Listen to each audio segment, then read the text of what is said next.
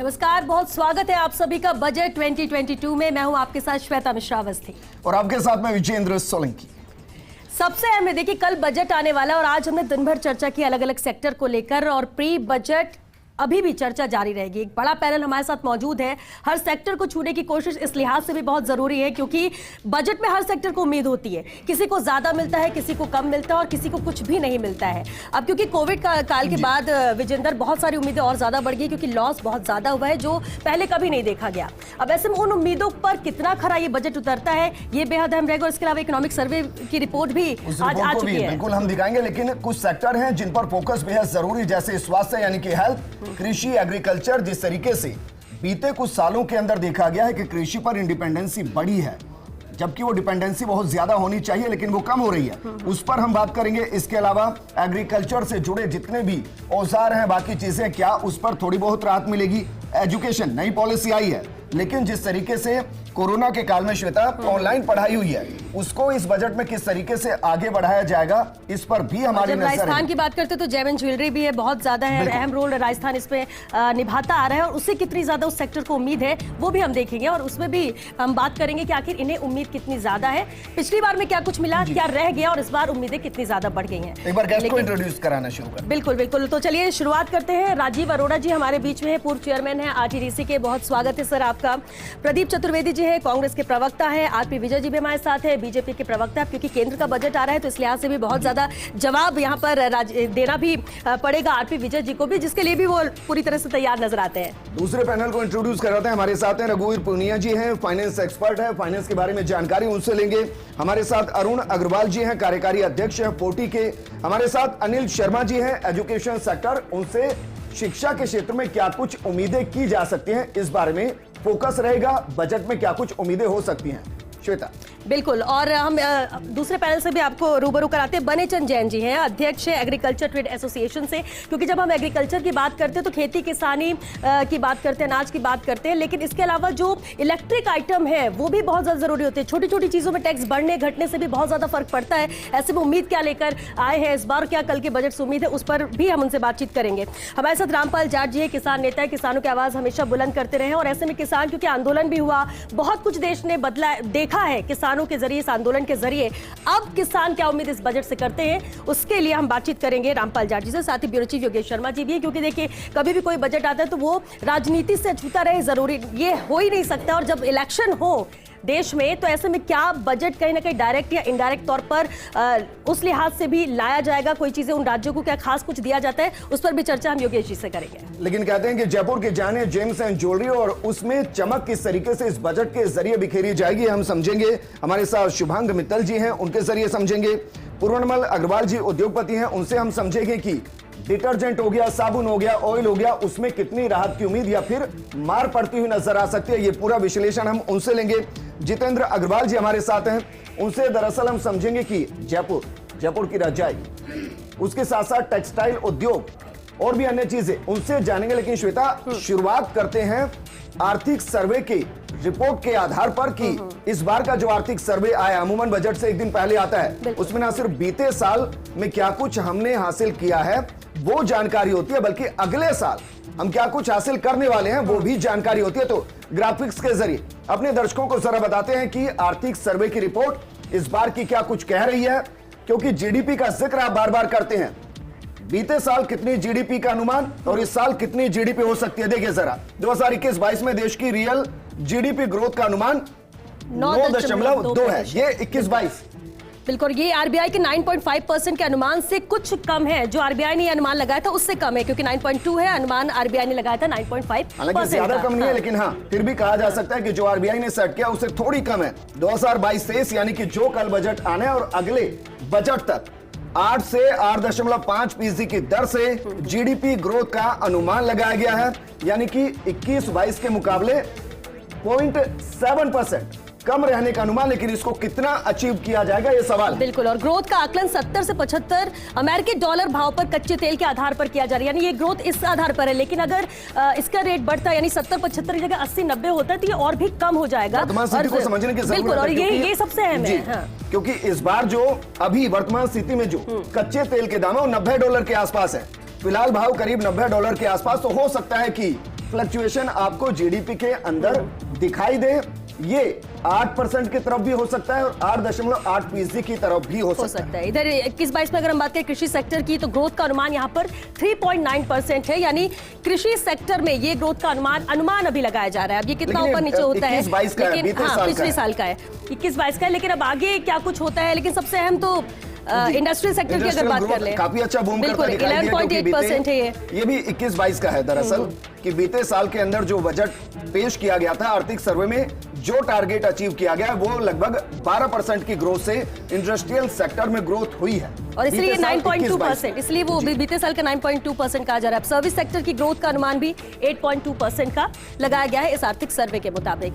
तो ये आर्थिक सर्वे है जो आज यहाँ दिया गया। लेकिन चर्चा का रुख करें लेकिन कुछ और आंकड़े नजर आ रहे थे। 20 साल में पहली बार किसी सरकारी कंपनी का निजीकरण हुआ है। हालांकि कांग्रेस इसको लेकर टारगेट करती है, लेकिन ये भी सच है कि 20 साल में पहली बार ऐसा होता हुआ नजर आया। ये BPCL, shipping corporation, Pawan Hans, IDBI bank और इसके अलावा बीएम और आरआईएनएल की बिक्री के लिए भी रास्ता मजबूत हुआ, यानी कि मानकर चलिए ये भी कतार में हो सकती है जिनका निजीकरण किया जा सकता है। और वहीं 2025 तक बार बार आप सुनते हैं $5 ट्रिलियन, $5 ट्रिलियन की इकोनॉमी। अगर 2025 तक $5 ट्रिलियन की अर्थव्यवस्था बनानी है तो फिर करना क्या पड़ेगा, ये भी आंकड़ा हम आपको देते हैं, क्योंकि इसके लिए आपको हर साल कितना इन्वेस्ट करना पड़ेगा वो दरअसल $1.2 लाख के आसपास है।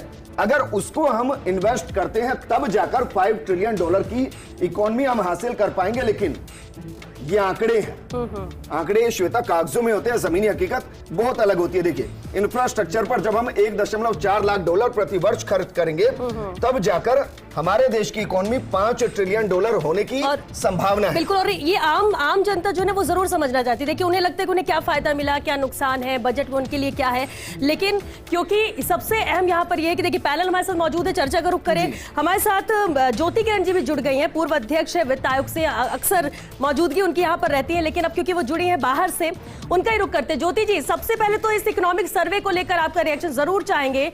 कितना बेहतर रहेगा और जो उम्मीद लगाई जा रही है कितना उस पर पूरा खरा उतर पाएंगे, या फिर क्या कुछ हर्डल्स भी आ सकते हैं? देखिए फैंटास्टिक इकोनॉमिक सर्वे है, हिस्टोरिकली बताया गया। सबसे पहले पहली बात तो मैंने 2 दिन पहले जो प्रेडिक्शंस किए थे उसको रिजोनेट किया गया, यानी जो रेट ऑफ ग्रोथ थी जीडीपी की वो भारत फास्टेस्ट इकोनॉमी में कन्वर्ट हो गया है। भारत इस तरीके से स्टार्टअप कैपिटल में कन्वर्ट हो गया है। भारत एक तरीके से इन्फ्लेशन की जो टॉलरेबल बैंड है 5.6% की ट्रेजेक्टरी में जी रहा है। भारत ने आज विश्व के समक्ष ये स्थापित कर दिया है कि अगर आप देखिए, 2 महत्वपूर्ण बातें, आपने बहुत सारी बातें कही इकोनॉमिक सर्वे की, बहुत रेलेवेंट कही। 2 रेलेवेंट बातें मैं और कहूंगी कि एजिलिटी, जो कि सीए ने खास करके कहा कि एजाइल इकोनॉमिक नीति और उसके साथ साथ रेजिलियंस, हमने 2 तरफा काम किया श्वेता। एक तरफ तो सरकार ने बहुत एजाइल तरीके से बिग डेटा और सबका इस्तेमाल करते हुए लगातार की परिस्थितियों को आंकते हुए फटाफट पॉलिसीज में जो जो परिवर्तन चाहिए था स्ट्रक्चरल रिफॉर्म्स के साथ किया। दूसरी बात है रेजिलियंस। इसमें आप देखेंगे अगर भारत ये एकमात्र पहला देश है जिसमें कि फूड यानी कि जो गरीब कल्याण है उस पर इतना जबरदस्त कोविड के टाइम पर रिस्पॉन्स हुआ। हेल्थ सेक्टर का रिस्पॉन्स आप देख लीजिए। आप अभी कह रही थी कि अगर हम कैपिटल इन्वेस्टमेंट करेंगे तो जाके 5 ट्रिलियन इकोनॉमी बनेगी, लेकिन आप ये देखिए कि इस दौरान हमारे रेवेन्यू की ग्रोथ कितनी जबरदस्त हुई। बहुत आशाजनक सर्वे है, लेकिन विश्व की जो समस्या है मैंने 3 दिन पहले डिस्कस की थी वो ज्यों की त्यों है। बिल्कुल ठीक है कि अगर $90 पर बैरल पे हम बात कर रहे हैं और वो 70-75 के अनुमान पे आने की बात है, एनर्जी प्राइसेस वॉलेटाइल है, क्लाइमेट चेंज का इशू है, विश्व में जियोपॉलिटिकल टेंशंस बढ़ रहे हैं जिनका भी असर पड़ेगा, और खास करके विश्व के अन्य भागों में जो इन्फ्लेशन डबल डिजिट चल रहा है, अगर आपकी इकोनॉमी ग्लोबलाइज्ड है तो उसका असर पड़ेगा। लेकिन ज्योति किरण जी देखिए मैम, ये एक आंकड़े होते हैं जो हो सकता है कि बहुत से लोग समझे, लेकिन मैं यकीन से कह सकता हूं कि ज्यादातर लोग इन चीजों को नहीं समझते हैं। वो तो बस ये जानना चाहते हैं कि 2022 में हम जी रहे हैं तो किसानों की आय दोगुनी करने का वादा किया था, कैसे होगी मैम? वो तो सिर्फ इतना जानना चाहते हैं कि बेरोजगारी की दर सबसे ज्यादा है, इस बजट से उसको कम कैसे किया जाएगा ये बता दिया जाए। वो तो ये जानना चाहते हैं कि 200 रुपए प्रति लीटर तेल खरीदना पड़ रहा है मैम रसोई के लिए, उसको कैसे कम किया जाए ये बता दिया जाए। आपको इसमें आंकड़ों से एलर्जी होने का कारण नहीं, अभी आपने खुद ही आंकड़े प्रस्तुत किए हैं। अगर इकोनॉमिक सर्वे की बात करेंगे विजेंद्र, तो आंकड़ों के बिना कैसे काम चलेगा? ये तो आंकड़े आप दिखाएंगे और हम आंकड़ों पे बात करेंगे, ये स्वाभाविक है। लेकिन बड़ा सही और सटीक प्रश्न पूछा कि बेरोजगारी कैसे घटेगी। अगर आप सिर्फ ये देखते हैं कि प्रोविडेंट फंड का जो डेटा है उसका अगर आप ओवरऑल स्ट्रक्चर देखते हैं तो पिछली मार्च के बाद से डिप एंड अप आए हैं, लेकिन बेरोजगारी की दर कंट्रोल में हो रही है, होगी। But at the same time इसका एग्जैक्ट रास्ता बजट क्या निकालेगा? 3 रास्ते। नंबर 1, आपको एंटरप्रेन्योरशिप पर जोर देना पड़ेगा। सब के सब बेरोजगारी हटाने का जो दायित्व है वो कैपिटल एक्सपेंडिचर और इंफ्रास्ट्रक्चर एक्सपेंडिचर के आधार पर ये बजट भी लेके आएगा। मेरा ऐसा बहुत गहरा विश्वास है। आपको कल दिखाई देगा, कल आप मुझे बुलाएंगे और ये सवाल पूछेंगे तो मैं आंकड़ों के साथ जवाब दूंगी। आंकड़ों से एलर्जी नहीं, आंकड़ों की समझ और आंकड़ों के आधार पर नीति की समझ, ये जरूरी है। बजट जरूर आंकड़े देगा। ठीक है मैम, हमारे साथ राजीव अरोड़ा जी हैं। राजीव साहब, क्योंकि कल बजट आना है और बहुत मूल से सवाल हैं कि भाई खेती को कैसे बढ़ाएंगे, क्योंकि एक अपने आप इंडस्ट्री जिस पर भारत डिपेंड करता है, रोजगार को कैसे बढ़ाएंगे, ये भी एक बड़ा सवाल है। बाकी चीजों पर हम एक एक करके पॉइंट पर बात करेंगे। लेकिन जो इकोनॉमिकल सर्वे आया है, आपको लग रहा है उम्मीद के हिसाब से सही और उस हिसाब से हम ग्रोथ कर रहे हैं? देखिए, बातों में तो बहुत अच्छा लगता है, लेकिन सबसे सच्चाई क्या है? कुछ मुद्दे हैं जिनके ऊपर पूरे पैनल की और पूरे देश की निगाहें हैं जी। क्या है वो मुद्दे? इन्फ्लेशन बढ़ रहा है, बेरोजगारी बढ़ रही है, कॉस्ट ऑफ लिविंग बढ़ रही है, एग्रीकल्चर सेक्टर कैसे मजबूत होएगा, एमएसएमई को कैसे सहायता मिलेगी, जो देश की हॉस्पिटैलिटी और टूरिज्म इंडस्ट्री है उसके बारे में सरकार ने क्या सोचा है।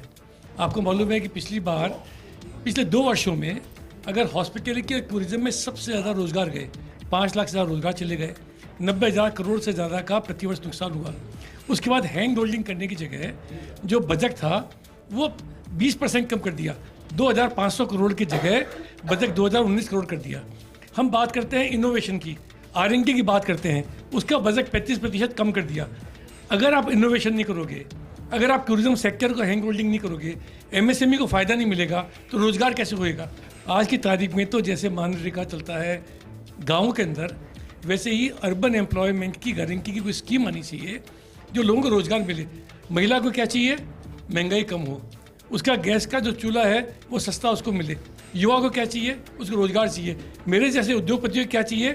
सॉफ्ट लोन मिले, मॉरिटोरियम मिले। जो नुकसान आप 8 साल तक पहले आप भर सकते थे वो 12 साल करा जाए उसको बढ़ा के। जो स्कीम्स हैं वो धरातल पे आए। 20 लाख करोड़ का जो घोषणा करी गई थी उसका कुछ भी लाभ राजस्थान की किसी इंडस्ट्री वालों को नहीं मिला। मैं चैलेंज से कह सकता हूँ, यहाँ पर लोग बैठे हुए हैं। आप आय दुगनी करने की बात करते थे किसानों की, ऐसे ही घोषणा करती प्रधानमंत्री जी ने 2022 के अंदर हर व्यक्ति के पास एक मकान होगा। आज वो वीडियो बहुत चल रही है, लोग जवाब मांग रहे हैं उससे। तो हम चाहते हैं कि कल जो बजट आए वो इन सब चीज़ों को ध्यान में रखते हुए आए। और जयपुर तो जवाहरात की मिट्टी है, पर्यटन का क्षेत्र है, कस्टम्स ड्यूटी कम हुए गोल्ड के ऊपर, स्टोन्स के ऊपर, उसके ऊपर बात करनी चाहिए। और सर, लेकिन आपने दोगुनी आय का जिक्र किया है तो मुझे लग रहा है रामपाल जी की आय दोगुनी कर दी गई होगी 2022 में हम जी रहे हैं। हाँ बिल्कुल, ये एक अहम बात यहाँ पर कही है क्योंकि उसकी उम्मीदें भी और कांग्रेस भी लगातार इस बात को उठाती रही। लेकिन रामपाल जी, किसान आंदोलन होता है, किसानों की बहुत सारी मांग है, बहुत बेसिक चीजें मांग रहे हैं, सब चीजें वो आंदोलन खत्म भी हो जाता है। किसान की आय दुगनी 2022 तक इसकी बात कही गई थी। किसान क्या उम्मीद करता है कल के बजट से? श्वेता, किसानों को उनकी उपजों के दाम मिले, इस आंदोलन का प्रमुख मुद्दा था जी। और उसके लिए न्यूनतम समर्थन मूल्य पर खरीद की गारंटी का कानून बने, ये उसका प्रमुख मुद्दा था। इसलिए अभी आंदोलन खत्म नहीं हुआ है, आंदोलन का स्वरूप बदलेगा। तो स्वरूप बदलते रहते हैं। हमने कहा आंदोलन निरंतर चलेगा जब तक किसान को उसकी उपजों के दाम नहीं मिलते तब तक। और हम आज का सर्वे भी देख रहे थे, इन सर्वे के अनुसार तो लगता है ये जो निवेश आधारित विकास की कल्पना है, ये धन तो इसमें आता है लेकिन कुछ चंद लोगों के हाथ में आता है। देश के साधारण आदमी के हाथ में वो धन नहीं आता, उनकी तो जेब कटती है और केवल पूंजीपतियों की जेब वो मोटी होती जाती है। और अभी का मैं बताऊं, आप आश्चर्य करेंगे, इन 5 वर्षों में जो सबसे गरीब 20% परिवार है उनकी आय घटी 53% और जो सबसे ज्यादा अमीर परिवार है उनकी आय बढ़ी 39%। ये कैसा बजट देते हैं जिससे गरीब ज्यादा गरीब हो रहा है, अमीर ज्यादा अमीर हो रहा है, और फिर भी हम कह रहे हैं कि ये बजट बहुत बढ़िया। लेकिन रामपाल जी, किसान तो बड़ी प्रायोरिटी में रहता है सरकार के, किसानों के लिए करना, किसानों के अकाउंट में पैसे देना, किसान कैसे सरवाइव करो और दुगनी आय हो, ये मुख्य उद्देश्य है सरकार का। आपको क्या लगता है कि सिर्फ बातें हैं? श्वेता, मैं पहली बात तो कहना चाहूंगा, किसान कभी हाथ को लेने की मुद्रा में नहीं रखता, इसलिए हम लेने की बात ही नहीं करते। हमको कोई निधि नहीं चाहिए इनसे, हमको तो चाहिए हमारी उपजों के दाम। हम तो देने वाले हैं, इसलिए किसान को कहा जाता है अन्नदाता। हम दाता हैं भाई, तो हमारा हाथ तो हमेशा देने की मुद्रा में रहेगा, लेने की मुद्रा में क्यों हमको हाथ कर दिया? लेकिन सर ऐसा हाथ कि किसान सम्मान निधि में पैसा तो आया है सर, और उसको बढ़ाने की बात की जा रही है। विजय जी हमारे साथ हैं। इसी मैं बताना चाहूंगा, राजस्थान में 1 क्विंटल बाजरा, उसकी कीमत किसान को मिलती है 1300-1400 रुपए प्रति क्विंटल। उस 1 क्विंटल बाजरे का उत्पादन लागत है 1555 रुपए और न्यूनतम समर्थन मूल्य 2250 रुपए। यानी हम तो ये कहते हैं आप हमें एमएसपी दो ना। आप यदि हमारा 10 क्विंटल बाजरा खरीद लेंगे, हमें 10,000 रुपए ज्यादा मिलेंगे ना, तो हमें 10,000 स्वाभिमान का ज्यादा बढ़िया, ये तुम्हारे 6,000 की भीख बढ़िया। ठीक है, आप कह रहे किसान निधि है, किसी पैसे की जरूरत नहीं। हमें कुछ कहना चाह रही है, दाम दो। ठीक है, ज्योति जी कुछ कहना चाह रही है।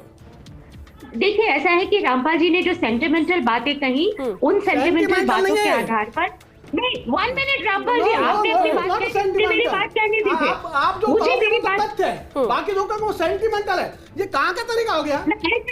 ऐसा नहीं रामपाल जी, क्योंकि उसके तथ्य कुछ मैं तथ्य जोड़ना चाहूंगी, तथ्य जोड़ना चाहूंगी सबके सेंटिमेंट जुड़े हैं अन्नदाता से, इसलिए तथ्य बताता हूं आपको, ये तथ्य है। आप लेने रामपाल जी एक बार सुन लेते हैं, आप अपनी बात को पूरा कीजिए। ज्योति किरण जी, अगर तथ्य, मुझे मेरी बात कहने दीजिए। अगर तथ्यों की बात करें तो रामपाल जी के एक एक करके बोल पाएंगे ना सर, दोनों को नहीं सुना जा सकता। 2016 ऐसा है। अच्छा ज्योति किरण जी मैम रुक जाइए, किसान को सुन लेते हैं। सड़कों पर नहीं सुना गया, यहाँ सुन लेते हैं मैम, कोई बात नहीं, सुन लेते हैं। एक बार वापस मैं आपके पास आऊंगा, बात को पूरा कीजिएगा सर, एक लाइन में खत्म कीजिए।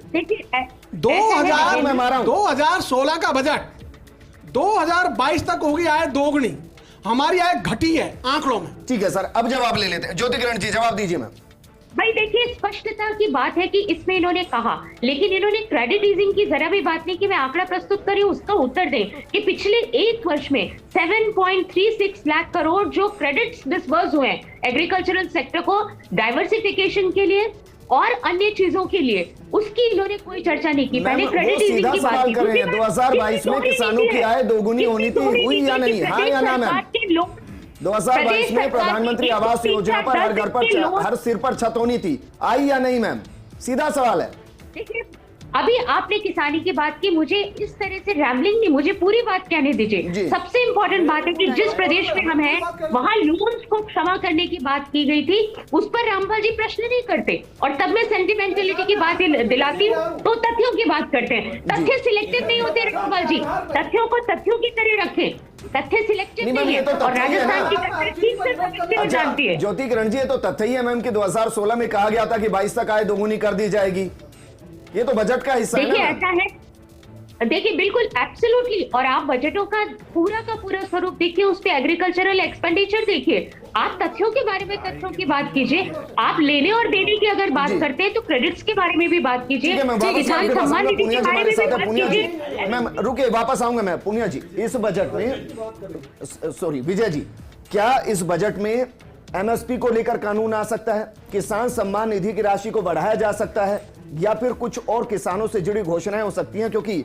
मांगे बहुत है सर, 2022 चल रहा है, आय दोगुनी नहीं की तो सवाल उठेगा। देखो विजेंद्र जी, बात यह है कि किसानों की आमदनी तो बढ़ी है, और रामपाल जी को मैं सुन रहा था, ये कहते हैं कुछ नहीं बढ़ी। किसान सम्मान निधि के अंदर इनको पैसा दिया गया है, उसके अंदर जो बीज और खाद के पैसे इनके पास नहीं होते थे, आज नो डाउट मार्जिनल जो फार्मर्स हैं या छोटे फार्मर्स हैं, स्मॉल फार्मर्स हैं, उनके पास पैसा ही नहीं होता था। आज कम से कम ये पैसा तो उनके पास गया। आज वो क्या करता था, कर्जा लेता था किसी से दूसरे से, उसकी रेट ऑफ इंटरेस्ट बहुत ज़्यादा होती थी। आज कम से कम वो सब किसान सुखी हैं। एक सिर्फ जो नेता है या जो ऊपर वाले जो किसान हैं उनको जरूर ये लगता है कि हमको कोई फायदा नहीं हुआ, जबकि एक स्मॉल फार्मर और मार्जिनल फार्मर्स को बहुत फायदा हुआ है। सर एक छोटा सा उदाहरण मैं आपको दे रहा हूं कि आज डीजल के जो दाम है और 5 साल पहले जो डीजल के दाम थे, 5 एकड़ पर पूरे साल भर में जो डीजल किसान खर्च करता है उसमें वो 20,000 से ज्यादा जेब में से दे देता है, अब 6,000 अकाउंट में डाल रहे हैं। सुनो उसमें राजस्थान सरकार भी इसमें कंट्रीब्यूट कर रही है, ऐसा नहीं है। आज की तारीख के अंदर सरकारें हैं, चाहे सरकार सेंट्रल की हो चाहे राजस्थान सरकार हो, दोनों मिलकर के किसानों के लिए कल्याण का काम कर रही है, ऐसा नहीं है। बट जो सेंट्रल गवर्नमेंट डायरेक्ट पैसा दे रही है वो सबसे ज़्यादा इनके लिए प्रभावी हो रहा है। आज की तारीख में जो किसान की सबसे बड़ी समस्या थी, मार्जिनल फार्मर्स के पास पैसा नहीं होता था, वो अपना कुआं नहीं खुदवा सकता था और कुछ काम नहीं कर सकता था, खाद और बीज के लिए दूसरों के ऊपर आश्रित रहता था। आज वो चीज़ नहीं है। लेकिन विजय जी यही बात तो किसान ही नहीं मान रहे, बगल में किसान नेता ही तो बैठे हैं, वो मान नहीं रहे। मैं भी खुद भी किसान हूँ, मेरे पास 10 सर आपके जैसे किसान बाकी क्यों नहीं? एक बार मैं किसान मैं बताता हूँ ना साहब, मेरे को आता हूँ, मेरे जो पैसे आते थे पहले उससे ज्यादा पैसे आ रहे हैं। पहले मेरे पास 35,000 रुपए साल के आते थे, आज की तारीख में वो 90,000 रुपए के आसपास आ रहे हैं। तो डेफिनेटली एक्चुअली क्या होता है कि जो अगर आपके पास कुआं खोदने के पैसे होते हैं, कुआं की खुदाई करी आपने, तो आप 2 फसल ले सकते हो, आप 3 फसल भी ले सकते हो।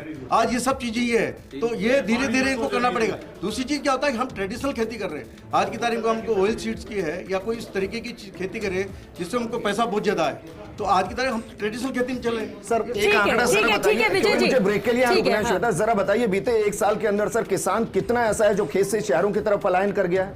आप आए दोगुनी करने की बात कर रहे हैं। आपको बता दूं, ऐसा कुछ भी नहीं है। मैं आज भी ये कह रहा हूँ, अगर गवर्नमेंट को अगर ध्यान देना है, चाहे स्टेट गवर्नमेंट हो चाहे सेंट्रल गवर्नमेंट हो, मैं तो कहता हूँ उद्योगों को, वो जो किसान है उनके यहाँ पे लगाना चाहिए, ताकि एक तो हमारे यहाँ पे जो लेबर की लागत है वो कम हो सके। उसकी वजह से आज जो कॉस्ट ऑफ प्रोडक्शन है हमारी जो प्रोडक्ट्स की है वो बहुत ज़्यादा हो रही है। अगर ये चीज़ जो अभी बात कर रहे थे कि मनरेगा में इस तरीके की चीज़ें जोड़ दी जाए तो अल्टीमेटली आपको फ़ायदा होगा। अपन एक्चुअली बात वो करें जो एक्चुअली प्रैक्टिकल पॉसिबल है। अगर हम हमारे उद्योगों को किसानों के पास ले जाते हैं या उस रूरल एरिया में ले जाते हैं तो हमारे चलो ठीक है विजय जी ठीक है, ये आपकी बातें सब मान लेते हैं। दूसरी बात आपने कहा प्रैक्टिकल बातें करें, हर कोई अपने अपने हिसाब से प्रैक्टिकल चीजें बता रहे कि ये होना चाहिए। अब किसी के लिहाज से वो सही है, किसी के लिए वो ठीक नहीं है। खैर चर्चा की अब आगे भी जारी रखेंगे क्योंकि बहुत सारे अलग अलग सेक्टर से जिस पर बात करना भी बेहद जरूरी है और ये चर्चा आगे भी जारी रहेगी। फिलहाल एक छोटे से ब्रेक लिया रुकेंगे, जल्द लौटेंगे। और क्योंकि ब्रेक हर्डल भी होता है, किसान तक या देश के अलग अलग हिस्सों तक सरकार की योजनाएं पहुंचे उसमें बहुत सारे हर्डल हैं, उनको दूर करने की जरूरत है। ब्रेक के बाद जल्द लौट रहे हैं।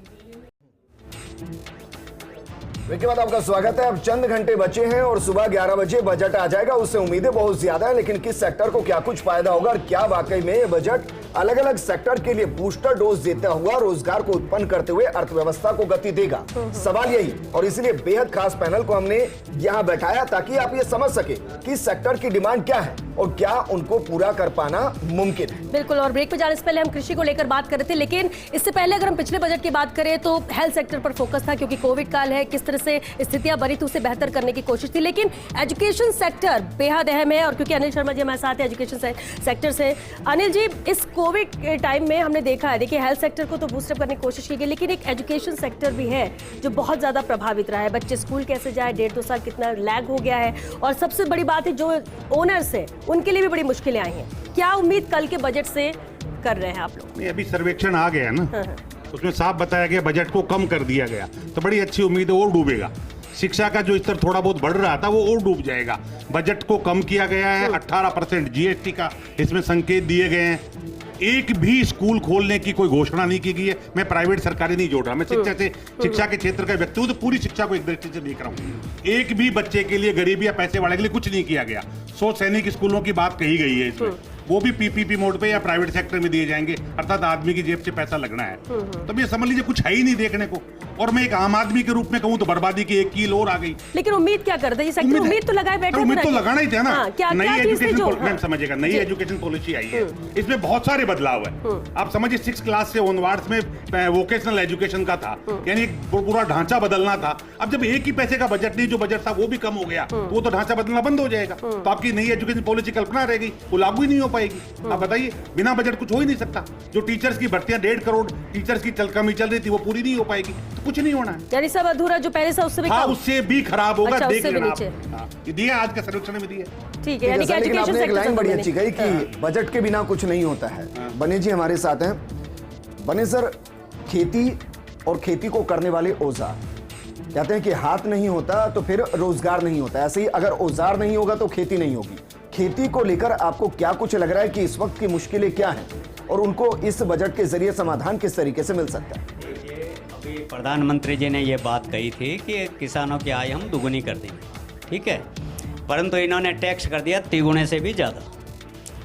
जब वाटर पंपिंग सेट वेट के अंदर इस पे टैक्स था 5%, जो बढ़ा के कर दिया 18%। इनके पुर्जों पे टैक्स था 5%, बढ़ा के कर दिया 18%। नहीं, बैठिए, जीएसटी बढ़ाकर कर दिया। जीएसटी के दायरे में लाए। पहले वेट था 5%, जब से जीएसटी लगा उसको 18% कर दिया है। 3 गुना कर दिया। हाँ, 3 गुने से भी ज़्यादा। तो अब आप मुझे बताएं, इनके वाइंडिंग वायर आता है जो इसके एक्चुअली जो किसानों के काम आता है, समर्सिबल पंप बांधने के लिए, मोटर बांधने के लिए, उस पर 800 रुपये किलो की चीज़ है, उस पर टैक्स है 18%, मतलब 150 रुपये तो किलो टैक्स ही टैक्स है उस पर। तो हमने अभी सीतारमन जी को ज्ञापन भेजा। हमने कहा यदि आप सही में बढ़ाना चाह रहे हैं किसानों की आय, जब तो आप टैक्स कर दीजिए 5%। यदि आपको लगता है कि भाई किसान डूब ही रहा है तो और ज़्यादा डूब जाए तो 50% ही कर दो, फिर 18% भी क्यों रखो? उससे कोई अर्थ नहीं है। यदि टैक्स आप कम करोगे तभी किसानों को फायदा होगा। वाटर पंपिंग सेट 25,000 से लेके लाख रुपए तक आता है। लाख रुपए की चीज़ पे यदि आप 18% टैक्स लोगे तो किसान को डायरेक्टली नुकसान होगा। 5% लोगे तो डायरेक्टली किसान को फायदा होगा। तो हमारा कहने का अर्थ ये था, यदि आप चाहते हो ये कि किसानों को फायदा हो, उनके आय दुगनी हो। आय दुगनी जब हो गई जब आपको उनको कम रेट में हर चीज अवेलेबल कराओगे। जैसे आप कह रहे हो कि भाई लोन देते हैं हम। मैं तो ये मानता हूं, मैं सोच रहा था कि आप कहेंगे कि 5% भी ना हो। नहीं, 5% तो इसलिए होना चाहिए भाई, सरकार को आय नहीं होगी तो सरकार भी कैसे चलेगी, ऐसा हम बिल्कुल भी नहीं कहेंगे। और जैसे रामपाल जी ने कहा, किसान कभी हाथ फैलाना नहीं चाहता है, वो तो मजबूर होता है हाथ फैलाने के लिए। जो चीज 25 रुपए की है वो तुम 15 रुपए में बिकाओगे तो हाथ फैलाएगा नहीं तो जाएगा कहाँ? किसान बिल्कुल हाथ फैलाना नहीं चाहता है। व्यापारी भी ये चाहता है कि आप इसकी एग्रीकल्चर सेक्टर में जितने भी उद्योग हैं, वाटर पंपिंग सेट है, मोनोब्लॉक है, स्प्रिंकलर है, इनके पार्ट्स है, तमाम दुनिया भर के, और वाइंडिंग वायर है, ये ज़्यादातर इंपोर्ट होते हैं चाइना से। चाइना से सस्ता इंपोर्ट होता है, यहाँ उद्योग मर रहे हैं। ठीक, आप ये करें कि 18% की जीएसटी से इसको 5% की जीएसटी के दायरे में लाना चाहिए। अगर ऐसा होता है तो आप वेलकम करेंगे? हाँ, बिल्कुल हर सही किसान बात है। वेलकम करें। हाँ, उम्मीद तो यही कर रहे हैं कि भाई सर, बाकी सेक्टर की भी बात करें। बिल्कुल बिल्कुल। अरुण जी का रुख करना चाहेंगे। अरुण जी, बजट के पहले देखा जाता था बड़े उत्साहित होते थे लोग कि कल आएगा बजट, हमें ये मिल सकता है। ये इस बार उतनी चमक चेहरे पे नजर नहीं आ रही है। क्या पहले से ही डिमोरलाइज हो गए कि यार उम्मीद तो ये है लेकिन मिलना नहीं है? क्या अभी भी आप पॉजिटिव हैं? बिल्कुल श्वेता जी, आप सही फरमा रहे हैं। पिछला 2 साल जो कोरोना का गया है उसकी सबसे बड़ी मार हमारे व्यापारी और उद्यमियों पर पड़ी है।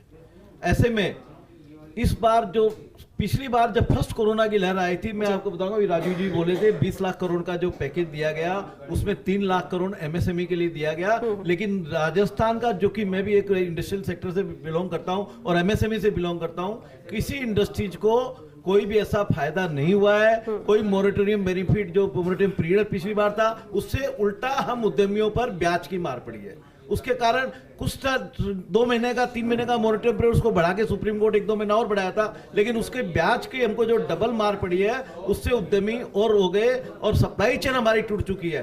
हम कल उम्मीद करना चाहेंगे जो केंद्रीय बजट आने वाला है कि एमएसएमई सेक्टर ऐसा सेक्टर है जो देश की 40% जीडीपी को डिसाइड करता है। जब तक एमएसएमई स्ट्रॉन्ग नहीं होगा देश का, आप बड़े लोगों के लिए पॉलिसी बनाते हैं जो अभी बोले थे कोई भाई कि बड़े बड़े होते जा रहे हैं, निश्चित रूप से यही बात है। आज हम रोज अखबार में पढ़ते हैं अडानी इतना आगे बढ़ गए, अंबानी इतना आगे बढ़ गए। अरे छोटे उद्यमी जो गांव देहात तहसील तालुका जो छोटे छोटे उद्योग चला रखे हैं, आज उनकी नहीं सोचेंगे तो देश आगे नहीं बढ़ेगा। और देश की इकोनॉमी जब तक सुदृढ़ नहीं होगी, देश का विकास। यानी अरुण जी, आप ये कह रहे हैं कि जो बड़े इंडस्ट्रीज पे फोकस किया जाए उसकी जगह एमएसएमई सेक्टर पे फोकस किया जाए, इनकी ग्रोथ होगी तो देश की भी होगी और बहुत हद तक बहुत सारी चीजें जो एक दूसरे से इंटरलिंक्ड है वो बेटर हो जाएगी। इस पर फोकस करने की जरूरत है। क्योंकि हमारे साथ शुभांग मित्तल जी हैं। शुभांग मित्तल जी, जेम्स एंड ज्वेलरी, इसको लेकर वर्तमान स्थिति में कठिनाइयां क्या हैं? क्योंकि जयपुर में कह सकते हैं अर्थव्यवस्था का एक बड़ा मजबूत पिलर है।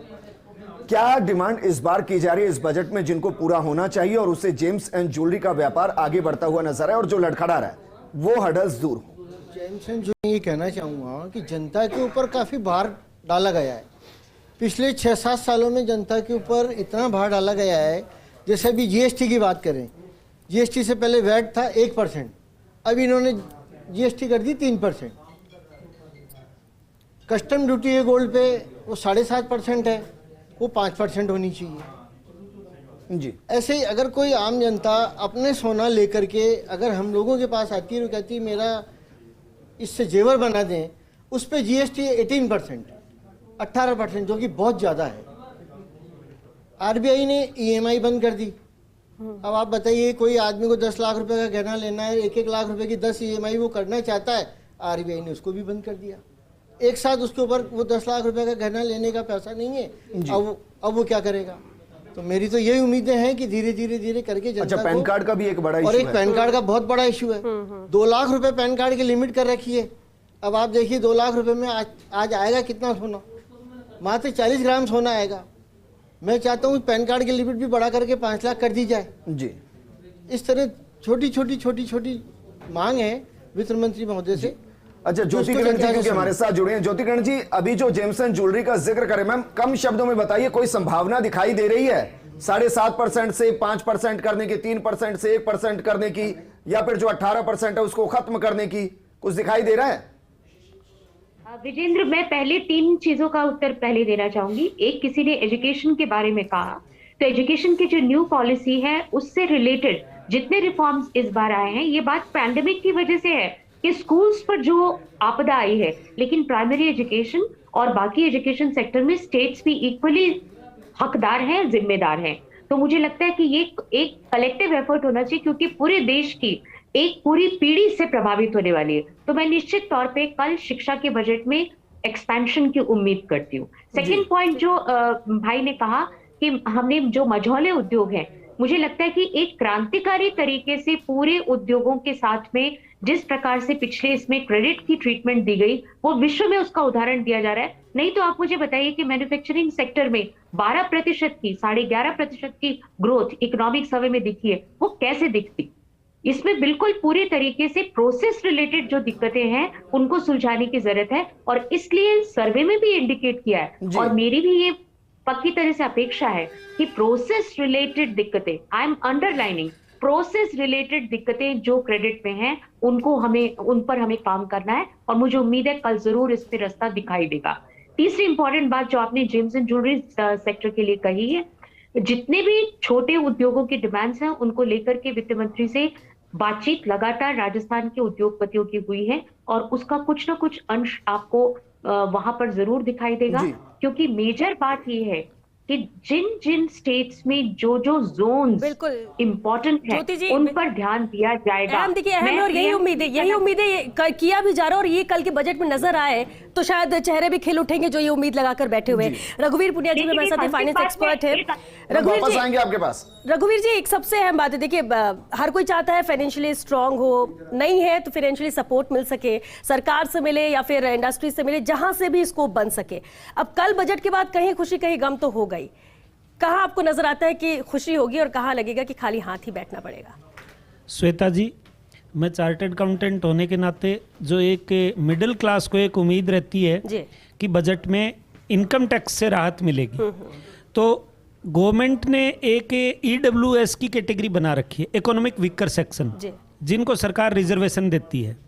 तो उसके लिए उन्होंने क्राइटेरिया तय कर रखा है कि 8 लाख रुपए की जिसकी इनकम होगी उससे कम वाले को EWS में रिजर्वेशन मिलेगा।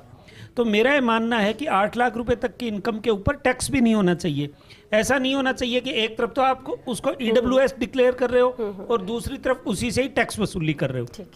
तो EWS को आपको टैक्स ब्रैकेट से हटा देना चाहिए। दूसरी जो एक है, अभी अरुण जी ने भी कहा कि जो कभी खुशी कभी गम का माहौल था, तो पहले क्या था कि सेंट्रल एक्साइज होती थी जीएसटी से पुराने ज़माने में, तो सेंट्रल एक्साइज की जो रेट्स में जो ड्यूटी कटौती और ड्यूटी की बढ़ोतरी होती थी वो बजट के थ्रू होती थी। लेकिन आजकल जो जीएसटी काउंसिल होती है उसमें उसकी रेट्स तय हो जाती हैं, इसलिए जो है उद्योगों की जो टैक्स की रेट की बात आती है ये अब बजट में उससे संबंधित कोई घटना होने की कोई एक्सपेक्टेशन नहीं है। उसके लिए तो अब जो इन्वेस्टमेंट का जो बूस्टर दिया जाना चाहिए वही दिए जाने की उम्मीद है कि किस इंडस्ट्री को कितना इन्वेस्टमेंट दिया जाएगा, किस इंडस्ट्री के ऊपर कितना बजटरी अलोकेशन किया जाएगा, एक्सपेंडिचर किए जा सकते हैं। तो हर इंडस्ट्री को अपने सेक्टर में गवर्नमेंट से इन्वेस्टमेंट की उम्मीद है कि हमारे सेक्टर में इन्वेस्टमेंट होगा।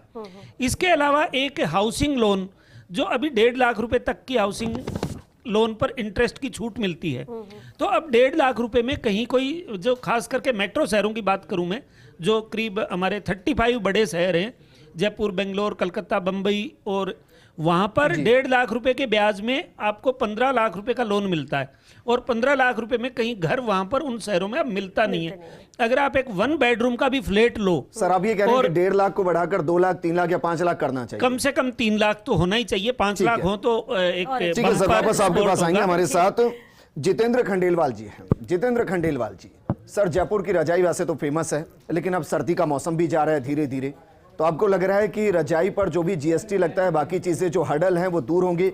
और दूसरा, हैंडीक्राफ्ट, ऐसा लगता है कि कोरोना जब से शुरू हुआ है हैंडीक्राफ्ट एक तरीके से हैंडीकैप हो गया है, उसको राहत देने की जरूरत है, इस बजट से उम्मीद है क्या?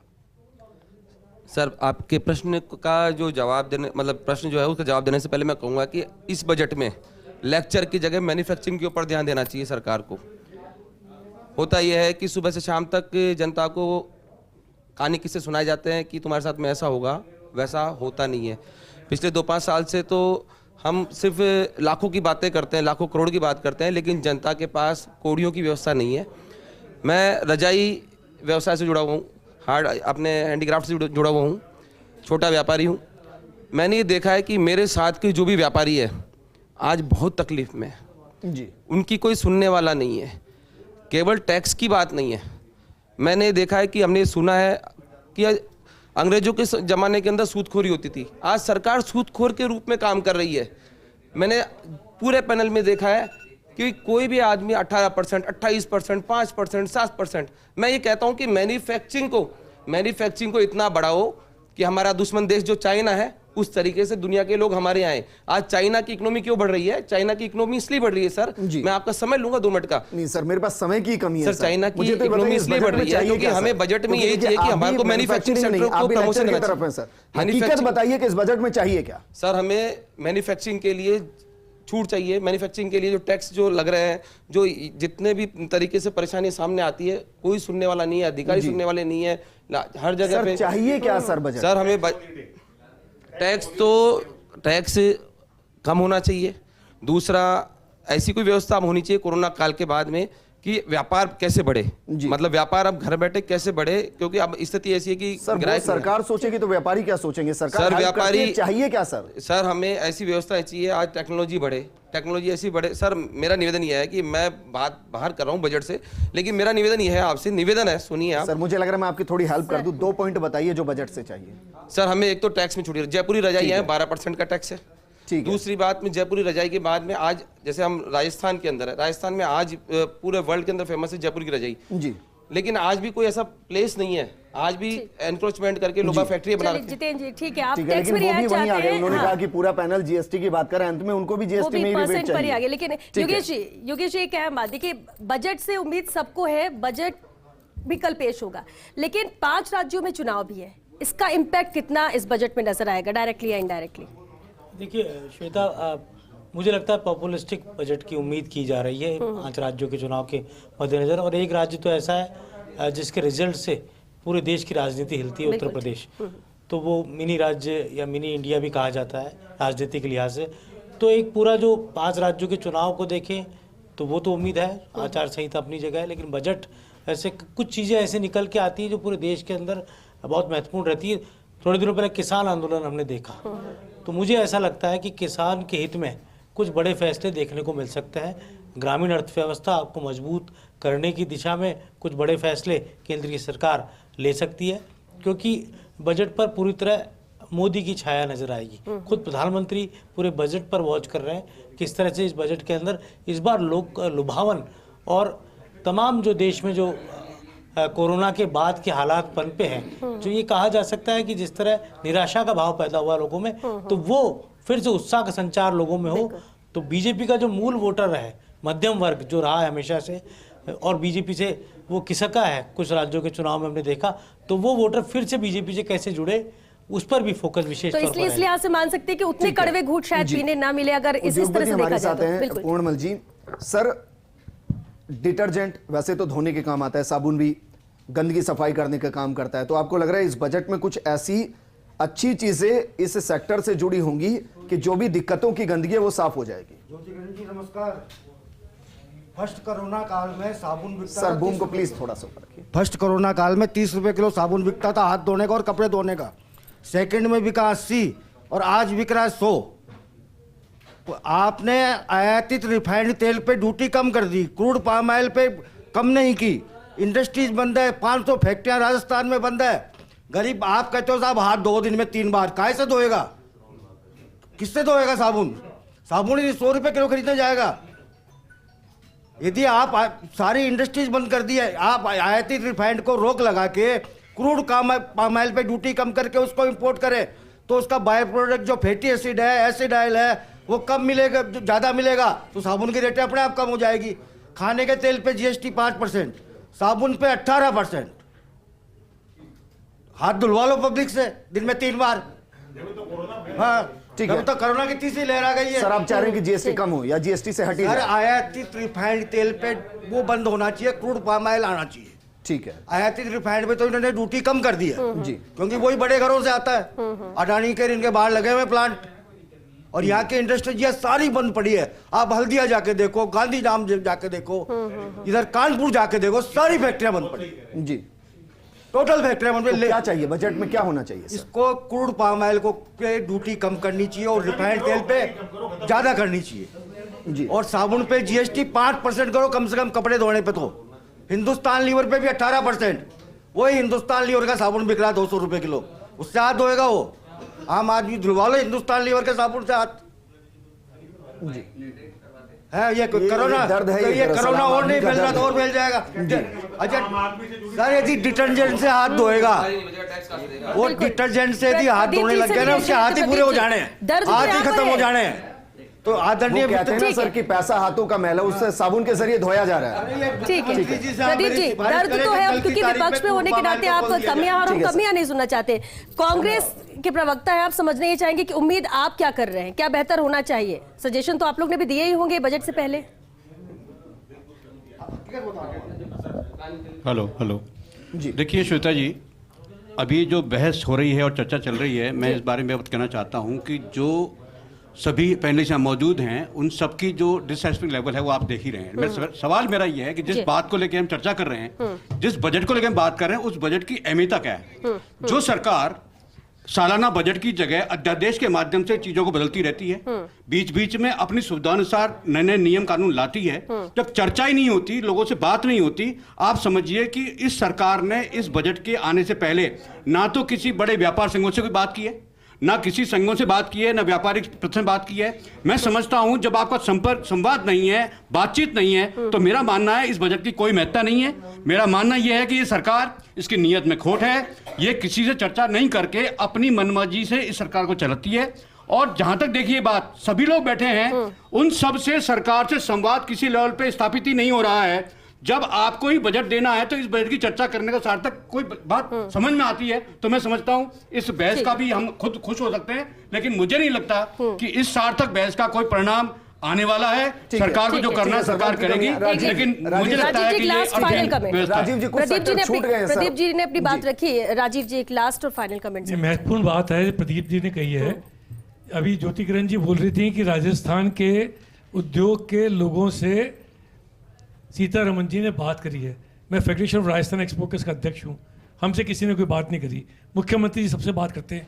दूसरी बात यह है, आने वाले समय के अंदर राजस्थान में क्योंकि हम बैठे हुए हैं, हमको हैंग होल्डिंग चाहिए, एमएसएमई को, टूरिज्म को, जेम्स एंड ज्वेलरी को, क्योंकि ये तीनों के तीनों चीज़ें आर्थिक विकास की धुरी हैं। अगर राजस्थान में इनकी हैंग होल्डिंग होगी तभी कुछ हो सकता है, नहीं तो खाली दिखावा है। जी ठीक है, ज्योतिकिरण जी 10 सेकंड में मैम जवाब दीजिए, मुझे प्रोग्राम क्लोज करना है। 10 सेकंड का ही उत्तर है कि पूरे देश में सब अपने अपने लिए मांगेंगे तो देश के लिए कौन मांगेगा?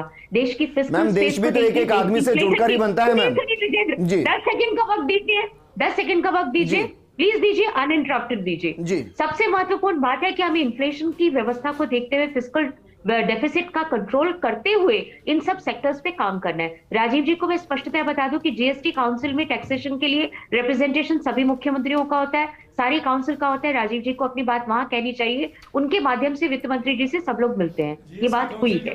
सबसे महत्वपूर्ण बात जो है, सबसे महत्वपूर्ण राजीव जी सुन लीजिए, सबसे महत्वपूर्ण बात जो ये है कि अगर पूरा विश्व आज ये चीज देख पा रहा है कि भारत की अर्थव्यवस्था 9% की दर से बढ़ रही है, 10% भी रह चुकी पहले। तो जो प्रोसेस की बीते साल कितने धड़ाम से बढ़ी, उसके मुकाबले में 9% बढ़ी है। शुक्रिया हमारे साथ जुड़ने के लिए, शुक्रिया।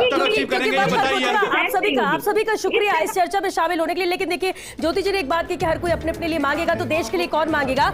देश का बजट कल पेश होने वाला है और अलग अलग सेक्टर को जोड़कर ही तो ये देश का बजट बनता है, तो हर एक सेक्टर डिमांड करेगा और शायद यही उम्मीद सब लगाकर बैठे हैं। हर किसी को हक है कि वो उम्मीद रखे, क्योंकि एक जो गरीब आदमी है, जो भिखारी है, वो भी जो अनाज खाता है उस पर टैक्स पे करता है, उसको हक है जानने का कि उसको इस बजट से क्या कुछ मिल रहा है। सुबह से नॉनस्टॉप कवरेज फर्स्ट इंडिया पर लगातार जारी रहेगी। सुबह से फर्स्ट इंडिया को ट्यून कीजिएगा, क्योंकि फर्स्ट इंडिया सबसे पहले आपको बताएगा बजट में आपके लिए क्या है। बने रहिए हमारे साथ, फिलहाल दीजिए इजाजत। नमस्कार। नमस्कार।